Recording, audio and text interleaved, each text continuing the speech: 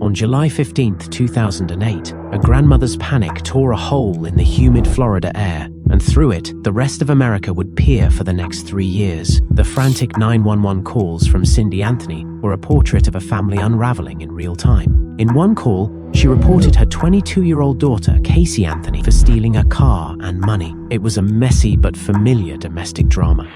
Hi, I drove to the police department here on Pershing, but you guys are closed. I need to bring someone into the police department. Can you tell me where the closest one I can come into? What are you trying to accomplish by bringing them to the station? I have a 22-year-old person that has grand theft sitting in my auto with me. So the 22-year-old person stole something?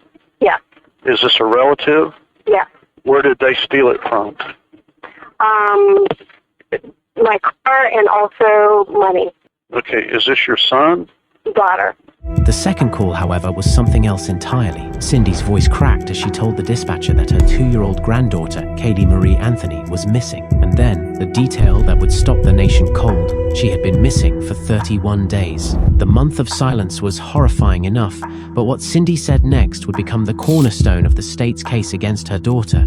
After she and her husband, George Anthony, tracked Casey's abandoned Pontiac Sunfire to a tow yard, they were assaulted by a smell so powerful, so sickeningly specific, that it left no room for interpretation. "There is something wrong," Cindy insisted to the 911 operator, her voice a mixture of terror and certainty. "I found my daughter's car today, and it smells like there's been a dead body in the damn car." 911, what's your emergency? I called a little bit ago, the deputy sheriff's son here. I found out my granddaughter has been taken. She has been missing for a month. Her mother finally admitted that she's been missing. Okay, what is here now? Okay, what is the address that you're calling from? 4937 Hope Spring Drive. We're talking about a 3-year-old little girl. 4937 what? Hope Spring, HOPESPRING Drive, Orlando. My daughter finally admitted that the baby's in the store. I need to find her. Your daughter admitted that the baby is where? But the babysitter took her a month ago that my daughter's been looking for. I told you my daughter was missing for a month. I just found her today, but I can't find my granddaughter. And she just admitted to me that she's been trying to find her herself. There's something wrong. I found my daughter's car today, and it smells like there's been a dead body in the damn car. It introduced a cast of characters who would become household names. Casey, the young mother whose carefree demeanor seemed to mock the very idea of grief. Caylee, the bright-eyed toddler whose smiling face became a tragic emblem of innocence lost. And George and Caylee Anthony, the grandparents plunged into a nightmare, their words and actions destined to be twisted and used as weapons in a courtroom. From the start, the search for Caylee was poisoned by her mother's lies. Casey's initial story that a nanny named Zenaida Zani Fernandez Gonzalez had vanished with her daughter was the first of many fabrications that would crumble under the slightest pressure. The 31-day delay created a black hole where evidence should have been. The crime scene, if one ever existed, was cold. Hello guys, I'm Z, and welcome back to another video. Today we're breaking down the full story of a merciless mother. A mother who killed her daughter, and she didn't even care about creating a fake story of her daughter missing until 31 days have passed. We'll break down the full story from the beginning, with her mother's 911 call, from the end and her court, covering all the details, evidence, and the twists of this savage story. So, without further ado, let's get into it. The story of Caylee's disappearance began on June 16, 2008. George Anthony, a former police officer, later testified that this was the last time he saw his granddaughter alive with her mother. For the next 31 days, Caylee Anthony constructed an elaborate alternate reality. It was not the life of a panicked mother searching for a lost child, but of a young woman unburdened, celebrating a newfound and disturbing freedom. While her family believed she was working and caring for Caylee, Casey was living with a new boyfriend, Tony Lazzaro, telling him and her friends that Caylee was safe with the nanny. Her activities, later tracked by investigators through photos and receipts, painted a picture of a life devoid of concern. 4 days after Caylee was last seen, Casey was smiling and dancing in a hard body contest at a local nightclub. Surveillance cameras captured her on routine shopping trips, Her behavior was consistently described as upbeat and carefree, a jarring contrast to the frantic search that would soon engulf the state. Perhaps no single act from this period was more damning in the court of public opinion than the tattoo Caylee got on July 2, 2008. While her daughter was missing and, as the prosecution would later allege, already dead, Caylee had the words Bella Vita inked onto her left shoulder. Italian for beautiful life, the phrase became a visceral symbol for the state's theory of the case. The tattoo artist testified she seemed happy and normal, even making a future appointment and promising to bring Caylee with her next time. This was not simply a series of lies, it was a performance. It was the active construction of a life that, prosecutors would argue, she valued more than her children's. The Bella Vita tattoo was the ultimate tell, a permanent declaration of the life she had allegedly killed her daughter to achieve. On July 16, 2008, the day after her mother's 911 calls, Caylee's house of cards collapsed. Confronted by detectives, he led them on a farcical tour of her fabrications. She took them to an apartment complex, pointing to a vacant unit where she claimed Zanny the nanny lived. She then walked them through the halls of Universal Studios, where she claimed to be an event planner, only to admit she hadn't worked there in years. "I can tell you for certain," Detective Yuri Melich told her flatly. "Everything you've told us is a lie." She was arrested and charged with child neglect and obstruction. With no body and no confession, the investigation zeroed in on the one tangible piece of physical evidence, the white 1998 Pontiac Sunfire. The car became the entire case a mobile crime scene whose contents would be the central battleground of the trial. The odor was the most powerful evidence. Both George Anthony and the tow yard manager independently identified the smell as that of human decomposition. Their sensory testimony was powerfully corroborated by Cindy's own words on the 911 call. Inside the trunk, investigators found a bag of trash, which the defense would later claim was the source of the smell, but also more sinister clues. A single strand of human hair was recovered from the weather stripping. Most importantly, a cadaver dog named Jerez, trained to detect the specific chemical compounds of human decay, gave a positive alert on the trunk, signaling that human remains had at some point been inside. The prosecution's entire case would be built on proving what happened in that trunk. The defense's strategy would be to offer an innocent explanation for it all. While Caylee sat in jail, a massive search for Caylee consumed Orlando. Thousands of volunteers combed through swamps and forests in the sweltering heat, fueled by a relentless 24-hour news cycle. The breakthrough, however, came not from this massive effort, but from the ignored persistence of a lone utility worker. Between August 11 and August 13, 2008, a meter reader named Roy Kronk made several calls to the Orange County Sheriff's Office. He reported a suspicious gray bag, and what he was 99.99% sure was a human skull in a wooded, swampy area less than a half-mile from the Anthony home. His calls were dismissed. An officer who eventually met him at the scene conducted a cursory search before berating him for wasting police time. The potential discovery of Caylee's remains was left to rot for another 4 months. It wasn't until December 11th that Kronk called again, and this time police listened. In the location he had described months earlier, they found the skeletal remains of a small child stuffed into a trash bag. A Winnie the Pooh blanket, one of Caylee's favorites, was found with the body. Critically, investigators recovered pieces of duct tape, some of it still clinging to strands of hair attached to the skull. On December 19th, the medical examiner, Dr. Jan Garavaglia, confirmed the nation's worst fears: the remains belonged to Caylee Anthony. The manner of death was officially ruled a homicide, but the report contained a finding that would prove to be the single greatest obstacle for the prosecution. Due to the advanced decomposition, a definitive cause of death could not be determined. The official report listed it as homicide by undetermined means. This vacuum of certainty created an opening, a void that the defense team would later fill with their own shocking alternative narrative. They didn't have to prove their story was true. They only had to convince a jury that the state couldn't prove it wasn't. On May 24, 2011, the trial began. Prosecutors Linda Drain Burdick and Jeff Ashton faced the monumental task of proving first-degree murder without a murder weapon, a confession, or a known cause of death. Their case was a chain of circumstantial links they hoped would be strong enough to lead to a death sentence. The state's narrative rested on 3 pillars. First, motive and character. They painted Caylee as a pathological liar and a party girl who saw her daughter as an obstacle to the Bella Vita. They paraded witnesses and photos from the 31 days, contrasting her carefree behavior with that of a grieving mother. Second, a digital trail of premeditation. A forensic expert testified that the family computer had been used to search for chloroform 84 times in March 2008, 3 months before Caylee vanished. The defense countered by having Caylee Anthony claim she was the one who made the searches, mistyping chlorophyll while looking up information for her plants. This claim, however improbable, introduced doubt. In a stunning oversight, investigators missed the most damning search of all, a query for foolproof suffocation made on the Firefox browser Casey used on the very day Caylee was last seen alive. The prosecution never knew about it. Third, a collection of novel forensics. Dr. Arpad Vass from Oak Ridge National Laboratory testified that air samples from the car's trunk contained high levels of chloroform and chemical compounds consistent with decomposition, a technique that had never been used in a trial before. An FBI analyst testified that a hair from the trunk was microscopically consistent with Caylee's and showed signs of decomposition.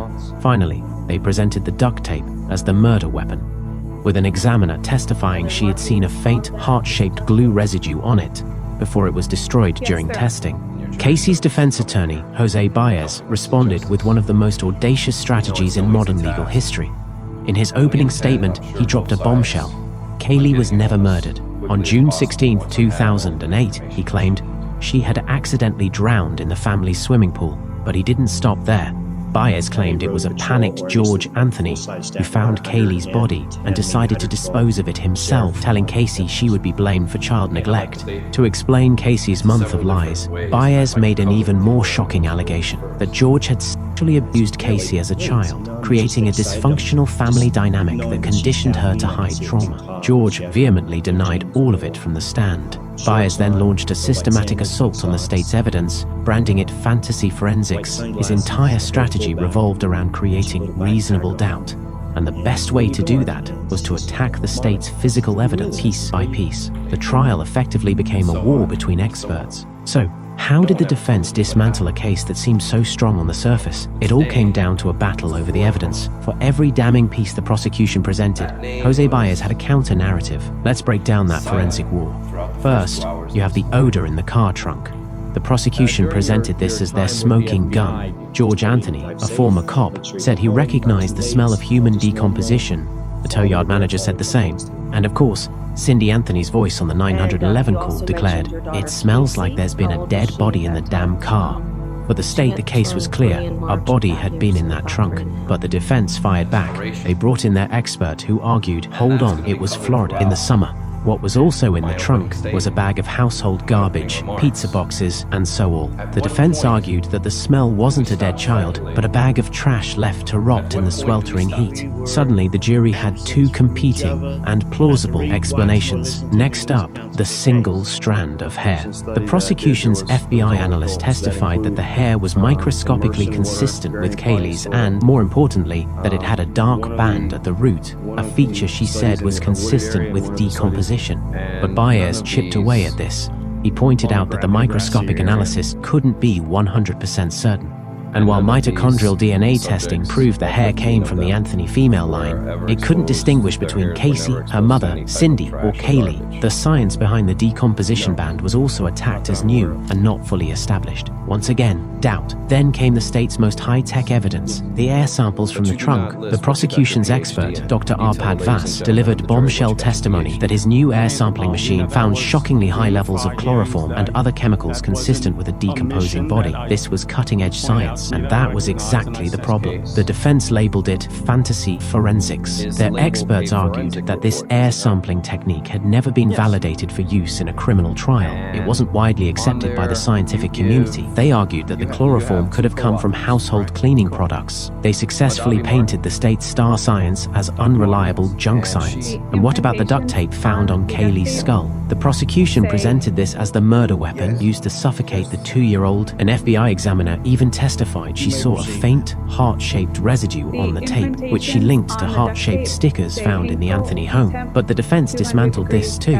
Their expert, the renowned pathologist Dr. Werner Spitz, argued the tape was likely placed on the skull after decomposition, maybe to keep the jawbone from falling off when the remains were moved. They hammered the point that there was no DNA from Casey on the tape, and that heart-shaped residue, it was never never photographed and was destroyed during subsequent testing. It became a ghost of evidence. Finally, the most critical piece of all, the skeletal remains. Dr. Garavaglia, the medical examiner, ruled the death a homicide. That was the prosecution's foundation. But it was a foundation with a massive crack in it, because while she could say it was a homicide, she could not determine a specific cause of death. And this was the defense's ultimate trump card. They argued that because the cause was undetermined, accidental drowning, their entire theory of the case, could not be scientifically ruled out. The bones themselves couldn't prove or disprove it. This was the core of the battle for every link in the prosecution's chain of evidence. The defense created a question, an alternative, a seed of doubt. And in a capital murder case, a seed of doubt can be all you need. On July 5, 2011, after deliberating for less than 11 hours, the jury returned. The clerk read the verdict. For the 9th Judicial Circuit in and for Orange County, Florida, State of Florida versus Caylee Marie Anthony. As to case number 2008 CF 15606-0.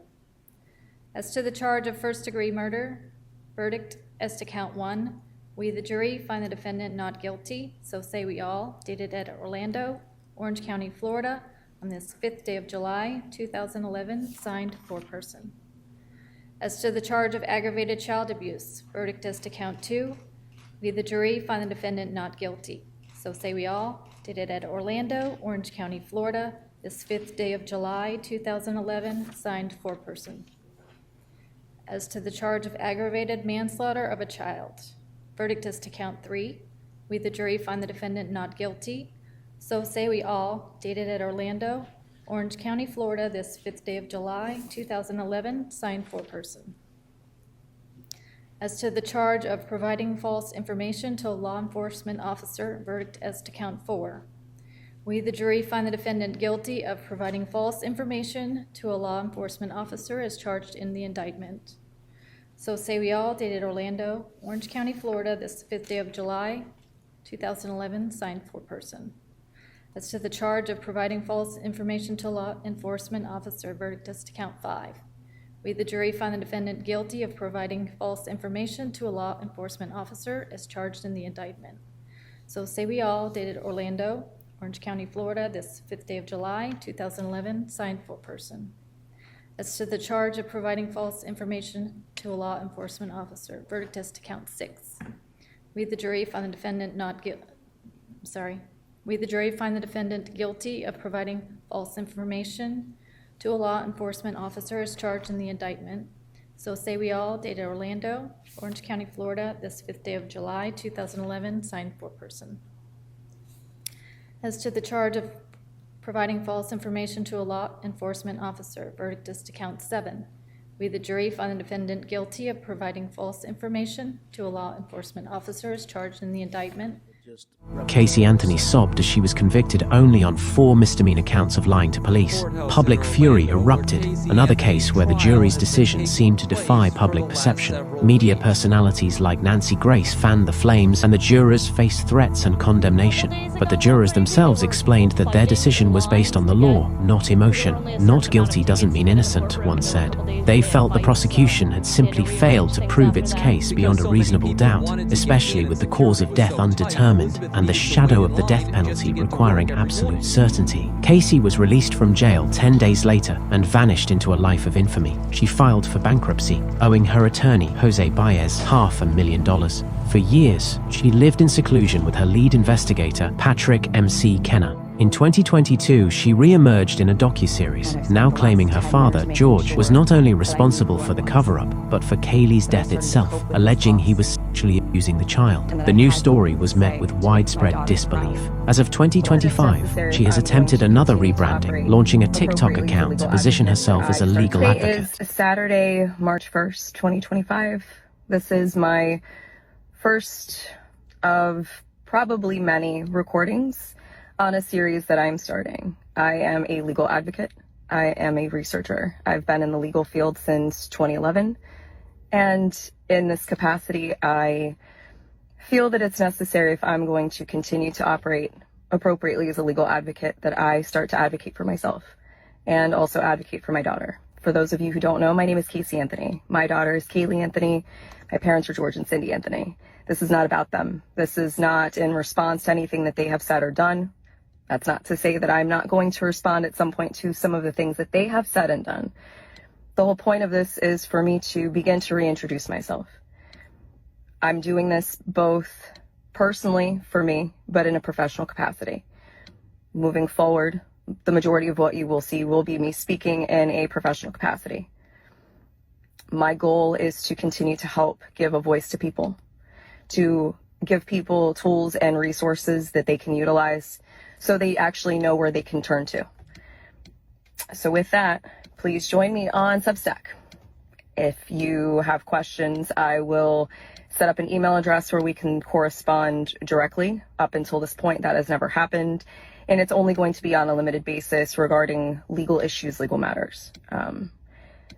One of the main reasons that I'm doing this, there are people close to me who have been targeted and attacked recently. There are also people close to me who have had some recent things occur.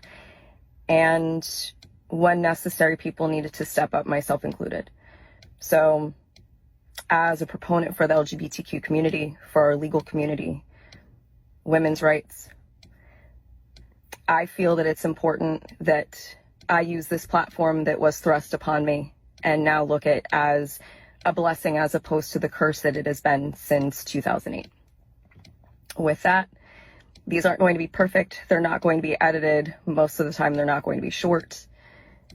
But I am proverbially standing in the light, embracing this piece, still going to keep my privacy intact. So you will get very comfortable with my car, and I will explain in great detail why it's so important for people to protect their privacy. It's not just important to public figures, it's even more important to private individuals. And with the current climate in our country especially, it's that much more important, which is why I am utilizing the Substack platform. Yes, I am advertising this and publishing this on TikTok, possibly also through other meta platforms, but my intention is to separate from that and showcase even more why Substack is such an important resource for people to utilize moving forward. Anyway, I appreciate your time, and we'll see how this goes. Former prosecutor Jeff Ashton dryly commented that while she was not a legal expert, she is an expert liar. The death of Caylee Anthony remains a tragedy defined by a vacuum of truth. 3 theories persist: the prosecution's theory of premeditated murder with chloroform and duct tape, the defense's trial theory of an accidental drowning and a family cover-up, and a third theory, offered by the trial judge, Belvin Perry, of an accidental overdose, suggesting Casey used chloroform to quiet her daughter and gave her a fatal dose by mistake. The only person who knows what truly happened on that June day is Caylee Anthony. Her lies not only obstructed an investigation, but also permanently obscured the truth. The case stands as a sobering lesson on the limits of circumstantial evidence and the power of a narrative of doubt. It concluded with a legal verdict but no resolution, cementing the story of Caylee Anthony in the annals of American crime as an enduring, haunting enigma.